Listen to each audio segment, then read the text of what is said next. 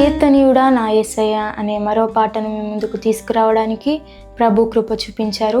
మీరందరూ దీన్ని విని దీవించి ఆదరిస్తారని ఆశిస్తూ మీ సహోదరి ఉజ్వల యోస్త. మర్చిపోకండి, వైఆర్ మినిస్ట్రీస్ అండ్ ఫౌండేషన్ అనే మా యూట్యూబ్ ఛానల్ను సబ్స్క్రైబ్ చేసుకోండి.